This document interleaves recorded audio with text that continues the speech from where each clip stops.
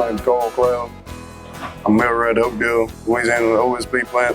I started in 2013, worked my way through the apprenticeship program, got hired on as a mechanical millwright. I work at the press.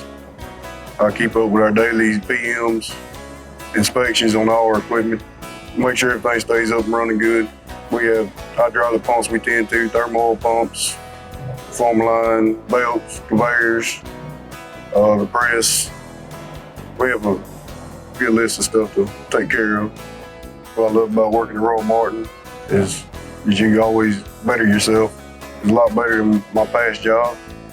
But if I got my first increase, a big accomplishment because my old job, you didn't get increases very much. And here, it felt like you accomplished something.